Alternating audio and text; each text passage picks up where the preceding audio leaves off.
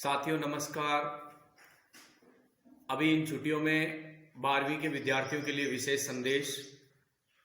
आप घर में हैं तो आप अपने विषयों को अच्छी तरह से पढ़ें और विज्ञान वर्ग के विषयों में फिजिक्स, केमिस्ट्री, मैथमेटिक्स और बायोलॉजी के जो टॉपिक हैं उन्हें यूट्यूब से देखकर आप समझें और समझकर उन्हें तैयार कर लें, जिससे इंटरनेट का अच्छा उपयोग होगा और आपकी पढ़ाई भी सुचारू हो जाएगी।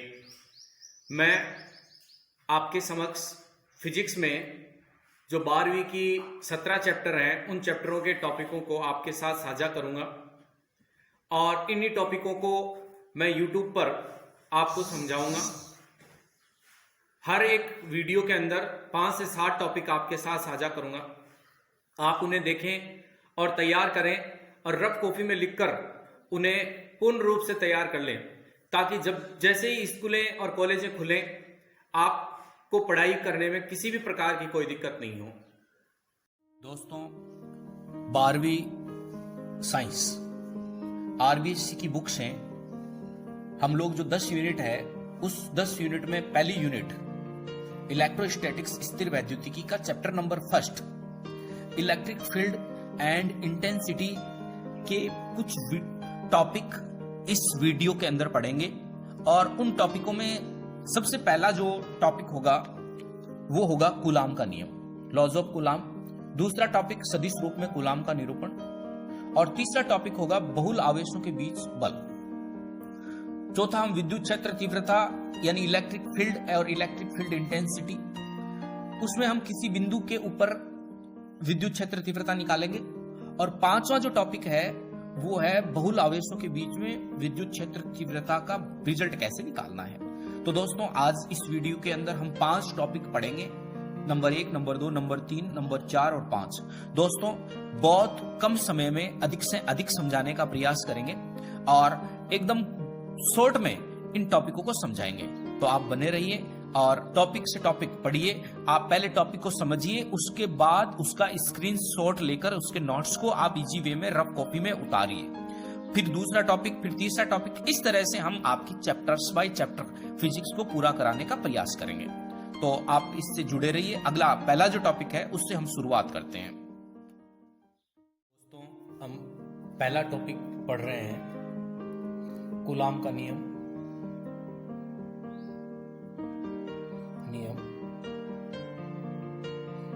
दोस्तों, कूलाम का नियम जो है वो 2 चार्ज के बीच लगने वाले फोर्स को बताता है।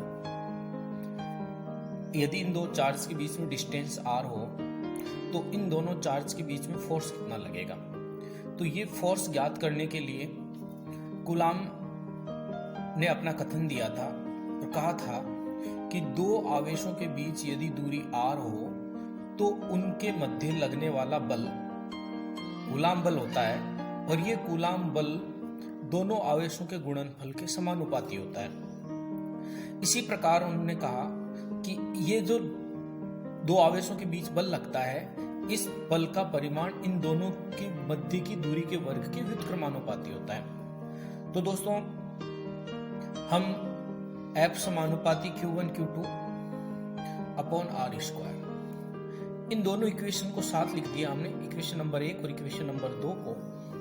अब यहाँ पर लेफ्ट हैंड साइड और राइट हैंड साइड इक्वल नहीं है तो एक कांस्टेंट मानकर इन्हें इक्वल करते हैं, K Q1 Q2 upon R square. ये K क्या चीज है? K अभी मैंने आपको बताया कांस्टेंट है और इसका मान होता है 1/4 पाई एप्सिलॉन नॉट। अब ये एप्सिलॉन नॉट क्या चीज है? एप्सिलॉन नॉट भी एक कांस्टेंट है। ये निर्वात की विद्युतशीलता होती है। जब हम एप्सिलॉन नॉट का मान, पाई का मान और 4 का सब मान निकालकर 1 में भाग देंगे तो हमारे पास इसकी K की टोटल वैल्यू 9 × 10 की पावर 9 और इसकी यूनिट होती है newton metre square upon coulomb square. दोस्तों, ये चीज प्राप्त होती है। उसके बाद न्यूटन ने जो इसमें न्यूटन इसकी यूनिट आई, उसके बाद कूलाम ने अपनी एक थ्योरी में कहा कि यदि Q1 = Q2 = 1 कूलाम हो और इन दोनों के बीच में जो डिस्टेंस होती है वो 1 मीटर हो, तो दोनों चार्ज, कौन से दोनों, Q1 और Q2 के मध्य जो फोर्स लगेगा वो फोर्स 9 × 10⁻9 न्यूटन होगा।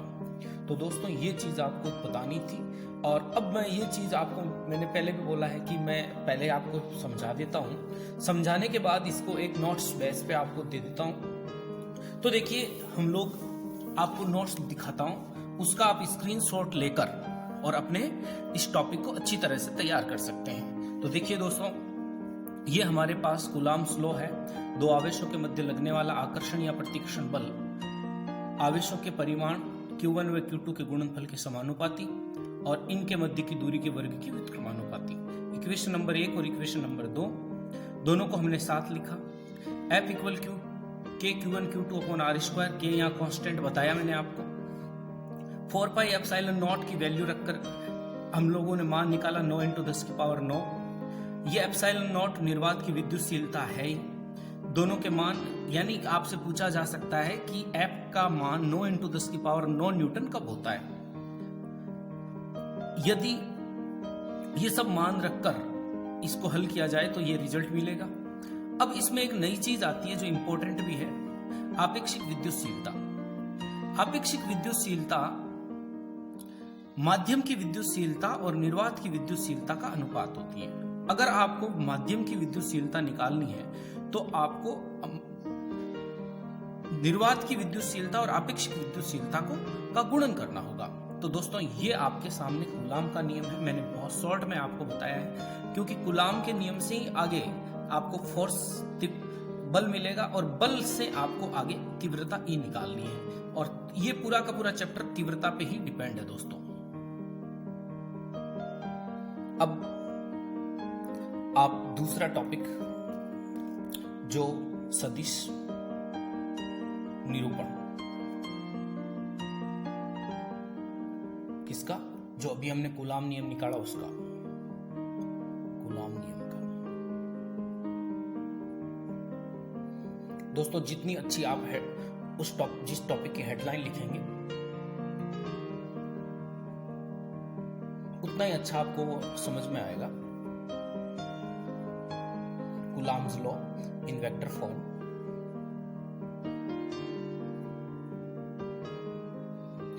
अब हमारे पास ये टॉपिक हो गया दोस्तों।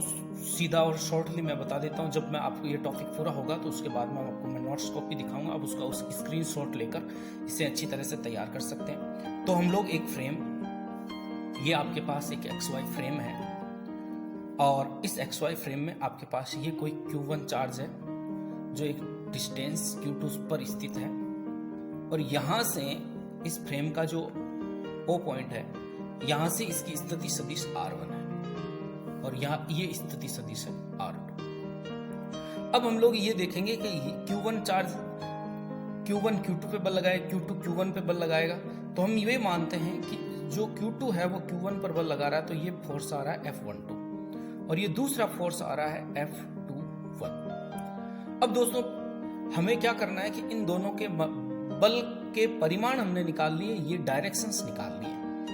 बल तो दोनों, क्योंकि Q1 और Q2 ये दूरी तो बदलेगी नहीं, अब दूरी नहीं बदलेगी और Q1 और Q2 के मान भी नहीं बदलेंगे, तो फोर्स तो दोनों इक्वल होंगे, लेकिन ये इनकी डायरेक्शन किधर होगी वो इससे निकालनी है। तो दोस्तों हम लोग सबसे पहले Q1 पर Q2 का फोर्स क्या होगा, F12। अब ये कैसे निकालेंगे, अभी हमने कूलाम्स लॉ से इसके मान को निकाला है। तो कूलाम्स लॉ में साफ कहा गया है कि Q1 Q2 अपॉन 4πε0, क्योंकि ये पूरी की पूरी जो कंडीशंस है ये निर्वात में है। अब इसके बीच की जो डिस्टेंस है वो कितनी है, इसके बीच में अगर आपको Q1 और Q2 के बीच में निकालना है, Q1 पर Q2 का, तो R12, तो आपको R12 का स्क्वायर और R12 का कैप, ये आपको यहाँ पर F12 का मान हो गया। इसी तरह से F21 का मान निकालेंगे, तो F12 का भी वही Q1 Q2 upon 4πε0 R21 square R21 cap, ये हमारे पास दोनों मान आ गए। अब इसकी पूरी लैंग्वेज जब अभी टॉपिक पूरा होगा तो आप लोग नोट्स कॉपी पे, वहां पे आपको लास्ट में वो पेज दिखाऊंगा मैं आपको। अब दोस्तों हम लोग Q1 और Q2 के इक्वेशन नंबर 1 और इक्वेशन नंबर 2-3 जो है वो निकाल रहे हैं। तो हमारे पास जो वैल्यूज आ रही हैं इसमें हमने R1, अब इसमें सबसे बड़ी चीज है कि यहां पर R12 जो एकांक सदिश है वो होता है R12 का वेक्टर बट्टे R12 का मोडुला। इसी तरह से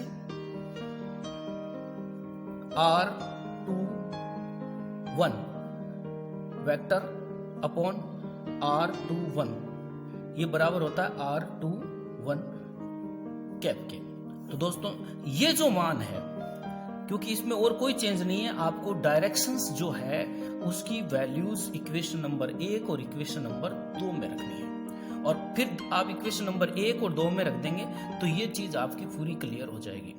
तो दोस्तों आप लोगों को मैं पेज पे ये चीज समझा देता हूं। देखिए Q1 व Q2 आवेश के लिए R12 दूरी पर कूलाम बल, F12 equal Q1 Q2 4 pi epsilon not R12 का स्क्वायर और ये R12 कैप। ये इक्वेशन नंबर 1 आ गई दोस्तों। इसी तरह से Q1 व Q2 आवेशों पर R21 दूरी पर ये वैल्यू आ गई, ये एकांक सदिश के मान है दोस्तों। उसके बाद हम लोगों को ये ध्यान रखना है कि ये विस्थापन सदिश जो है ये कक्षा 11 के अंदर हमने निकाला था कि यदि आपको R1 और R12 निकालना है तो R1 में से R2 घटाना पड़ेगा, जैसे R1 में से R2, और R21 है तो इसको R2 माइनस R1 लिखना पड़ेगा। ये विस्थापन सदिश है। अब R12 व R21 ये दोनों के मान जो है हम लोग समीकरण नंबर 1 और 2 में रख देंगे। तो दोस्तों समीकरण 1 और 2 में रख दिया तो देखिए ये जो मान है ये है परिमाण और ये है दिशा। अगर आपके पास परिमाण है और दिशा है तो वो राशि सदिश राशि होती है, और अगर दिशा नहीं है और परिमाण है तो वो अदिश राशि होती है। तो फोर्स तो सदिश राशि है, तो इसी हिसाब से हमें ये परिमाण लगाना है। अब देखिए ये मोडुला के अंदर आएगा, परिमाण हमेशा मोडुला के अंदर आता है। इस मोडुला के बट्टे में जो एकांक सदिश निकाला, इन मोडुला को इससे गुणा कर देंगे तो ये क्यूब हो जाएगा और ऊपर ये वैल्यू आ जाएगी। इसी तरह से ये दूसरा जो मान है F21, ये देखिए आपके पास। अब जब F21 आ जाएगा तो हम लोग सीधा सा इन दोनों मानों को आमने सामने बराबर, क्योंकि ये दूरियां बराबर है, Q1 और Q2 के मान दोनों के 1 हैं तो मान तो बराबर ही होंगे। अब दोनों के मान हमने आमने सामने लिखा है तो ये मान इसके बराबर तभी होगा जब हम दूसरे मान के सामने माइनस कॉमन लें। माइनस कॉमन लेते ही ये वैल्यू इसके बराबर हो जाएगी, जिससे ये सिद्ध हो जाएगा कि F12 इक्वल माइनस F21। ये दोस्तों जो मान है इससे सिद्ध होता है कि ये एक जो है प्रतिक्रियात्मक बल होता है। क्यों? क्योंकि हम लोगों को यहाँ पर जो चार्ज लिए हैं वो सजातीय लिए हैं। ये भी माइनस माइनस ले लो चाहे प्लस प्लस ले लो, तो इसके बीच में जो लगने वाला फोर्स है वो विपरीत प्रकृति का यानी प्रतिकर्षण होगा इनके अंदर। ये चीज ध्यान रखनी।